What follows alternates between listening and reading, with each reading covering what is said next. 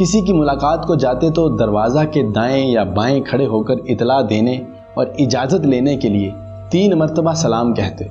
جواب نہ ملتا تو بغیر کسی احساس تقدر کے واپس آ جاتے۔ کوئی مسافر سفر سے واپس آتا اور حاضری دیتا تو اسے معانقہ کرتے، بعض اوقات پیشانی چوم لیتے۔ فرمایا کہ انہیں کیوں تکلیف تھی، میں خود ان کے پاس چلا جاتا۔ آپ صلی اللہ علیہ وآلہ وسلم کے کھانے پینے کا ذوق بہت نفیس تھا۔ گوشت سے خاص رغبت تھی، زیادہ ترجیح دست، گردن اور پیٹھ کے گوشت کو دیتے۔ زیادہ گرم کھانا نہ کھاتے، کھانا ہمیشہ 3 انگلیوں سے لیتے۔ کھانے پینے کی چیزوں میں پھونک مارنا یا ان کو سونگھنا ناپسند تھا۔ ایسے تاریک گھر میں سونا پسند نہ تھا جس میں چراغ نہ جلایا گیا ہو۔ سونے کے لیے ایک تہبند علیحدہ تھا، کرتا اتار کر ٹانگ دیا کرتے تھے۔ سواریوں میں گھوڑا بہت پسند تھا۔ فرماتے گھوڑے کے عیال میں قیامت تک کے لیے خیر و برکت ہے کہ آپ صلی اللہ علیہ وآلہ وسلم کو ایک دعوت میں جو کی روٹی اور کدو گوشت کا شوربہ پیش کیا گیا۔ صلی اللہ علیہ وآلہ وسلم نے اپنی ساری زندگی میں کبھی بھی میدا کی روٹی تناوت نہیں فرمائی تھی۔ بسم اللہ الرحمن الرحیم۔ السلام علیکم محترم ناظرین، حضور صلی اللہ علیہ وآلہ وسلم کی چال عظمت، وقار، شرافت اور احساس ذمہ داری کی ترجمان تھی۔ چلتے تو مضبوطی سے قدم جما کر چلتے، ڈھیلے ڈھالے طریقے سے قدم گھسیٹ کر نہیں، بدن سمٹا ہوا رہتا، دائیں بائیں دیکھے بغیر چلتے، قوت سے آگے کو قدم اٹھاتے، قامت میں آگے کی طرف قدرے جھکاؤ ہوتا، ایسا معلوم ہوتا تھا کہ اونچائی سے نیچے کو اتر رہے ہیں۔ ہند بن ابی حالہ کے الفاظ میں گویا زمین آپ کی رفتار کے ساتھ ساتھ لپٹی جا رہی ہے۔ رفتار تیز ہوتی، قدم کھلے کھلے رہتے، آپ معمولی رفتار سے چلتے، مگر بقول حضرت ابو ہریرہ رضی اللہ تعالیٰ عنہ ہم مشکل سے ساتھ دے پاتے۔ حضور صلی اللہ علیہ وآلہ وسلم کی رفتار یہ پیغام بھی دیتی جاتی تھی کہ زمین میں گھمنڈ کی چال نہ چلو۔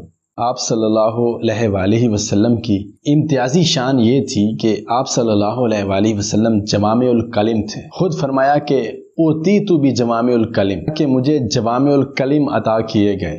جوامع الکلم حضور صلی اللہ علیہ وسلم کے وہ مختصر ترین کلمے ہیں جو معنوی لحاظ سے بڑی وسعت رکھتے ہیں۔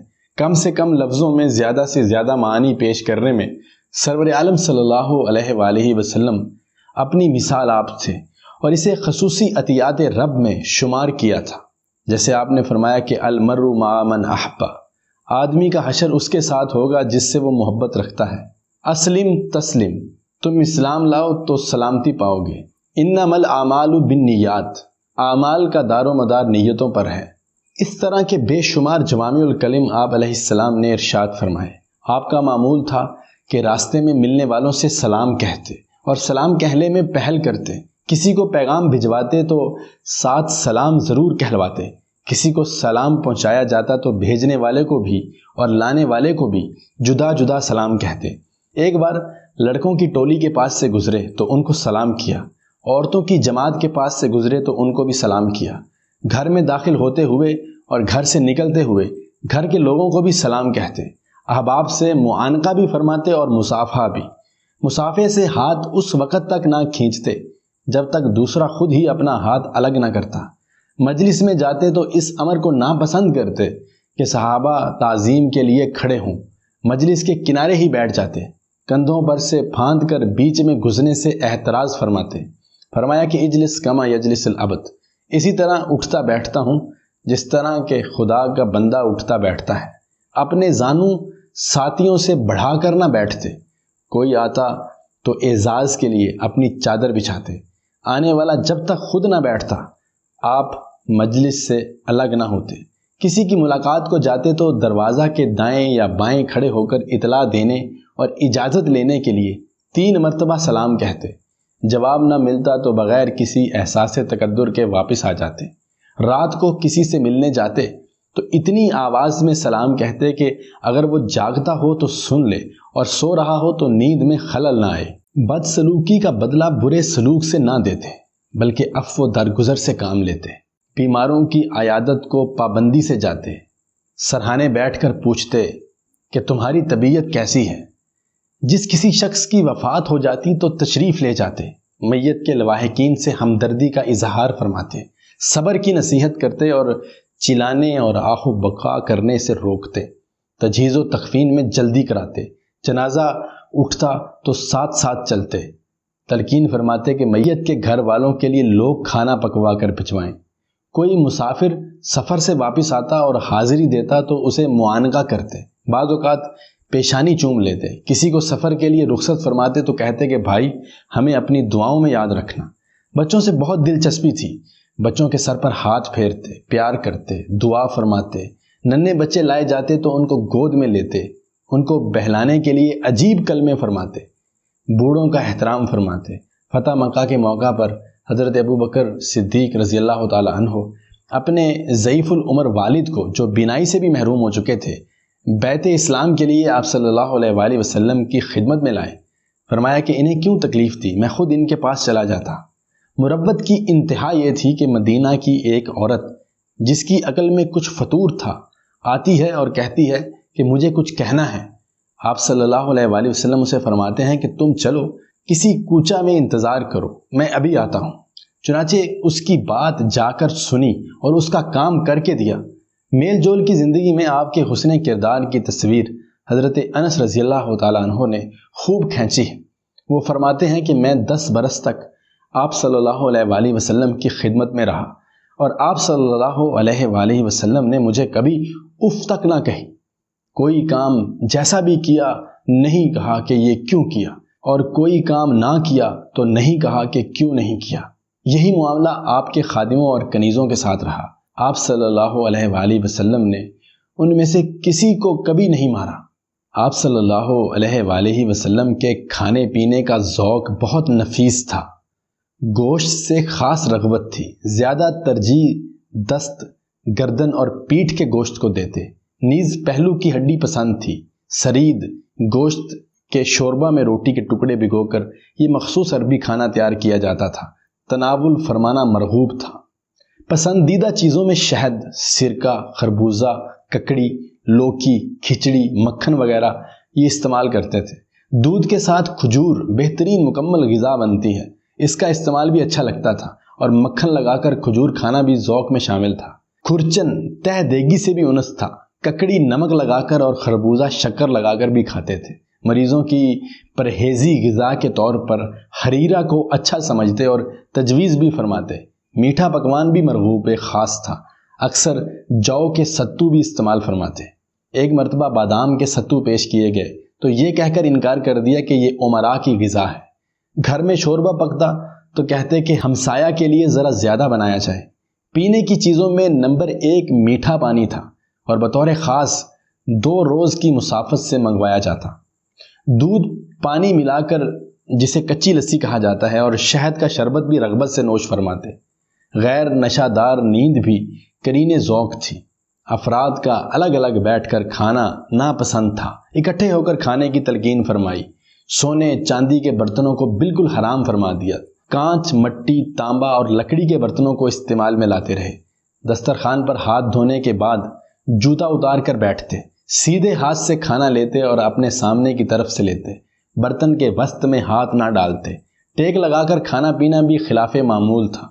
2 زانوں یا اکڑوں بیٹھتے، ہر لقمہ لینے پر بسم اللہ پڑھتے، ناپسندیدہ کھانا بغیر عیب نکالے خاموشی سے چھوڑ دیتے، زیادہ گرم کھانا نہ کھاتے، کھانا ہمیشہ 3 انگلیوں سے لیتے اور ان کو لتھڑنے نہ دیتے۔ دعوت ضرور قبول فرماتے، اور اگر اتفاقاً کوئی دوسرا آدمی بات چیت کرتے ہوئے یا کسی اور سبب سے ساتھ ہوتا تو اسے لیتے جاتے، مگر صاحب خانہ سے اس کے لیے اجازت لیتے۔ مہمان کو کھانا کھلاتے تو بار بار اصرار سے کہتے کہ اچھی طرح بے تکلفی سے کھاؤ۔ کھانے کی مجلس سے بے تقاضائے مروت سب سے آخر میں اٹھتے۔ دوسرے لوگ اگر پہلے فارغ ہو جاتے تو ان کے ساتھ آپ صلی اللہ علیہ وآلہ وسلم بھی اٹھ جاتے۔ فارغ ہو کر ہاتھ ضرور دھوتے، دعا کرتے جس میں خدا کی نعمتوں کے لیے ادائے شکر کے کلمات ہوتے، نیز طلب رزق فرماتے اور صاحب خانہ کے لیے برکت چاہتے۔ کھانے کی کوئی چیز آتی تو حاضر دوستوں کو باصرار شریک کرتے اور غیر حاضر دوستوں کا حصہ رکھ دیتے۔ پانی گھٹ گھٹ کی آواز نکالے بغیر پیتے، اور بالعموم 3 بار پیالہ منہ سے الگ الگ کر کے سانس لیتے، اور ہر بار آغاز بسم اللہ اور اختتام الحمدللہ و شکر اللہ پر کرتے۔ عام طریقہ بیٹھ کر پانی پینے کا یہ تھا کہ پینے کی چیز مجلس میں آتی تو بالعموم داہنی جانب سے دور چلاتے، اور جہاں ایک دور ختم ہوتا دوسرا وہیں سے شروع کرتے۔ بڑی عمر کے لوگوں کو ترجیح دیتے مگر داہنے ہاتھ والوں کے مقررہ استحقاق کی بنا پر ان سے اجازت لے کر ہی ترتیب توڑتے۔ کھانے پینے کی چیزوں میں پھونک مارنا یا ان کو سونگھنا ناپسند تھا۔ کھانے پینے کی چیزوں کو ڈھانکنے کا حکم دیا۔ کوئی نیا کھانا سامنے آتا تو کھانے سے پہلے اس کا نام معلوم فرماتے۔ زہر خورانی کے واقعے کے بعد معمول ہو گیا تھا کہ اگر کوئی اجنبی شخص کھانا کھلاتا تو پہلے ایک آدھ لقمہ خود اسے کھلاتے۔ آپ صلی اللہ علیہ وآلہ وسلم کبھی اکڑوں بیٹھتے، کبھی دونوں ہاتھ زانوؤں کے گرد ہلکا زن کر لیتے، کبھی ہاتھوں کی بجائے کپڑا یعنی چادر وغیرہ لپیٹ لیتے۔ بیٹھے ہوئے ٹیک لگاتے تو بالعموم الٹے ہاتھ پر۔ فکر یا سوچ کے وقت بیٹھے ہوئے زمین کو لکڑی سے کریدتے۔ سونے کے لیے سیدھی کروٹ سوتے اور دائیں ہاتھ کی ہتھیلی پر داہنا رخسار رکھ لیتے۔ کبھی چت بھی لیٹتے اور پاؤں پر پاؤں بھی رکھ لیتے، مگر سطر کا اہتمام رکھتے۔ پیٹ کے بل اور اوندھا لیٹنا سخت ناپسند تھا اور اس سے منع فرماتے تھے۔ ایسے تاریک گھر میں سونا پسند نہ تھا جس میں چراغ نہ جلایا گیا ہو۔ کھلی چھت پر جس کے پردے کی دیوار نہ ہو سونا اچھا نہ سمجھتے۔ وضو کر کے سونے کی عادت تھی اور سوتے وقت مختلف دعائیں پڑھنے کے علاوہ آخری 3 سورتیں سورہ اخلاص اور معوذتین پڑھتے اور بدن پر دم کر لیتے۔ سوتے ہوئے ہلکی آواز سے خراٹے لیتے۔ رات میں قضائے حاجت کے لیے اٹھتے تو فارغ ہونے کے بعد ہاتھ منہ ضرور دھوتے۔ سونے کے لیے ایک تہبند علیحدہ تھا، کرتا اتار کر ٹانگ دیا کرتے تھے۔ آپ صلی اللہ علیہ وآلہ وسلم کسی سے چیز لیتے تو سیدھے ہاتھ سے لیتے اور کوئی چیز دیتے تو سیدھے ہاتھ سے دیتے۔ خطوط لکھواتے تو سب سے پہلے بسم اللہ لکھواتے، پھر مرسل کا نام اور اس کے پیچھے مرسل الیہ کا نام ہوتا، اس کے بعد اصل مضمون لکھواتے، خاتمے پر مہر لگواتے۔ آپ صلی اللہ علیہ وآلہ وسلم اوہام پرستی سے پاک تھے اور شگون نہ لیتے تھے، البتہ اشخاص اور مقامات کے اچھے نام پسند تھے، برے نام پسند نہ کرتے۔ سفر میں اقامت کے لیے ایسا ہی مقام انتخاب کرتے جس کے نام میں خوشی یا برکت یا کامیابی کا مفہوم ہوتا۔ اسی طرح جس شخص کے نام میں لڑائی جھگڑے یا نقصان کے معنی شامل ہوتے اسے کام نہ سونپتے۔ ایسے آدمیوں کو نامزد کرتے جن کے ناموں میں خوشی یا کامیابی کا مفہوم پایا جائے۔ بہت سے ناموں کو تبدیل بھی فرمایا۔ سواریوں میں گھوڑا بہت پسند تھا، فرماتے گھوڑے کے عیال میں قیامت تک کے لیے خیر و برکت ہے۔ گھوڑے کی آنکھ، منہ، ناک کو اہتمام سے اپنے ہاتھوں سے صاف کرتے۔ شور ہنگامہ اور ہڑبھونک اچھی نہ لگتی۔ ہر کام میں سکون و وقار اور نظم و ترتیب چاہتے۔ نماز تک کے بارے میں کہا کہ بھاگم بھاگ نہ ہو، علیکہ بالسکینۃ، تمہارے لیے سکون اور وقار لازم ہے۔ یوم عرفہ کو ہجوم تھا، بڑا شور و ہنگامہ تھا۔ لوگوں کو اپنے تازیانہ سے اشارہ کرتے ہوئے نظم و سکون کا حکم دیا اور فرمایا کہ جلدی مچانے کا نام نیکی نہیں ہے۔ محترم و مکرم ناظرین، حضور اکرم صلی اللہ علیہ وآلہ وسلم کو سبزیوں میں کدو بہت پسند تھا۔ حضرت انس رضی اللہ تعالیٰ عنہ سے حدیث مروی ہے کہ آپ صلی اللہ علیہ وآلہ وسلم کو ایک دعوت میں جو کی روٹی اور کدو گوشت کا شوربہ پیش کیا گیا۔ میں نے حضور صلی اللہ علیہ وآلہ وسلم کو دیکھا کہ پیالے کے کناروں سے کدو تلاش فرما کر تناول فرما رہے تھے اور میں اس روز کے بعد ہمیشہ کدو کو پسند کرنے لگا۔ سرور کونین حضرت محمد صلی اللہ علیہ وآلہ وسلم جو کی روٹی کو بہت پسند فرماتے تھے۔ آپ صلی اللہ علیہ وآلہ وسلم نے اپنی ساری زندگی میں کبھی بھی میدا کی روٹی تناوت نہیں فرمائی تھی۔ ابو داؤد میں حدیث ہے کہ آپ صلی اللہ علیہ وآلہ وسلم نے جو کی روٹی کا ٹکڑا لیا اور اس پر کھجور رکھی اور فرمایا کہ یہ اس کا سالن ہے اور تناول فرما لیا۔ تاجدار انبیاء علیہ الصلاۃ والسلام نے روغن زیتون کو بڑا پسند فرمایا ہے۔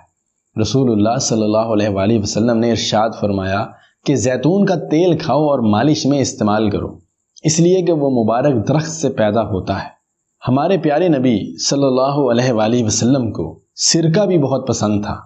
آپ صلی اللہ علیہ وآلہ وسلم نے نہ صرف سرکہ تناول فرمایا بلکہ اس کی تعریف بھی فرمائی۔